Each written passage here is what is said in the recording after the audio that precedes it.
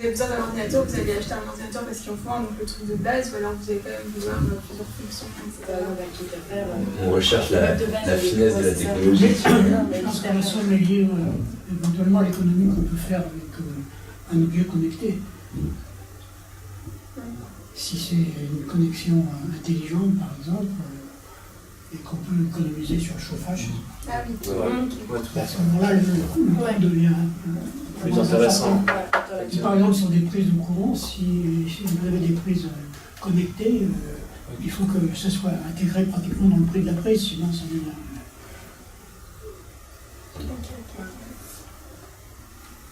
D'accord. Et à quelle fréquence vous renouvelez vos objets connectés et surtout pourquoi vous les renouvelez? Le renouveler parce qu'ils sont usagés, enfin plus utilisés, ou alors parce que pour suivre la mode, un peu c'est la nouvelle iPhone qui sort, vous allez l'acheter, etc. Bah si, c'est casse. Non, personne. C'est cassé. Que si c'est cassé. Vraiment. Vous n'êtes pas intéressé par les... Enfin, quand vous achetez un objet connecté, vous l'achetez plus pour l'utilité, ou vraiment, si par exemple un nouveau téléphone qui sort, vous allez l'acheter même si l'ancien fonctionne, parce que c'est nouveau, c'est la tendance, qu'il y a une petite fonctionnalité qui est en plus, ou juste, le vôtre est cassé, alors vous devez en acheter un autre. Moi, c'est comme ça. C'est pas par le désir de voir de nouvelles fonctionnalités. Il y a forcément le désir, en fait. Il y a forcément le désir qui va avec. Mais après, il y a le budget qui va avec. C'est ça. D'accord.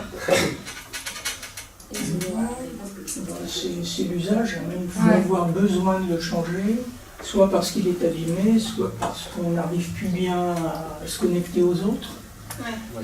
Donc c'est l'usage et l'utilité qui fait qu'on change. Vous n'êtes pas spécialement sensible à la mode, enfin aucun d'entre vous.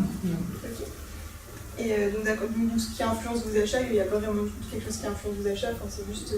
En vrai, sur l'exemple de l'iPhone, moi je vais pas acheter le 10 parce que j'ai pas les moyens, mais je vais pas acheter le 4S alors qu'on est déjà aussi loin, tu vois. Je vais essayer de mettre les moyens pour acheter entre le 6 et le 7 pour avoir quand même un truc qui tourne bien. Mais... En soi, ça devrait mourir, mais quand même carrément intéressé par ça, parce que quand on voit, on va à la boutique, on se dit ça serait plus de l'argent, mais juste effectivement après passer à l'acte.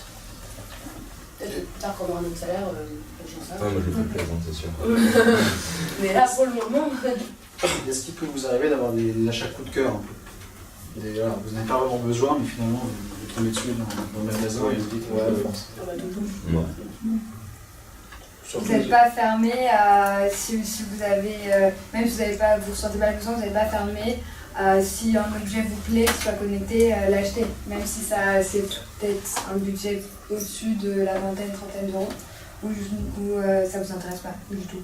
Mais vous parlez de quoi comme objet connecté? Ça peut être des montres, des réveils, enfin des objets de nouvelle technologie, tu vois. C'est plutôt facile d'utilisation là dans notre cas, c'est plutôt des objets connectés.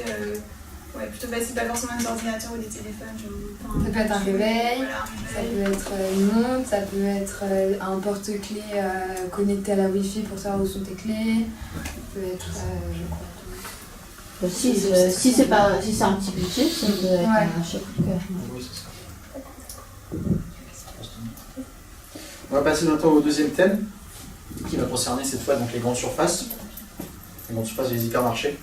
Donc la question générale est la suivante. Donc, quelle est votre vision de la grande surface? Quel type d'achat y faites-vous?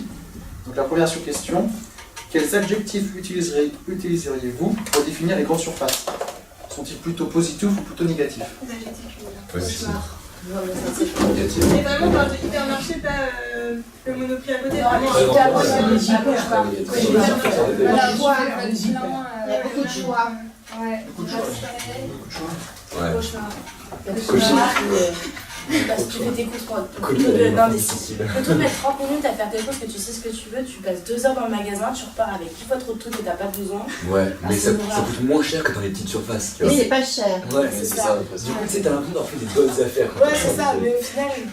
Et comme t'achètes de la nourriture, tu rentres, moi ça mais au final, ça t'achètes fait plus, au plaisir. final, du coup, tu dépenses 10 fois plus, donc au final, ça revient Les hyper, c'est à la fois très utile, mais le côté négatif, c'est la mort des commerces centre-ville. Et puis... Il y a certains hyper dans le packaging C'est plutôt tourné vers la quantité que Oui, c'est ça.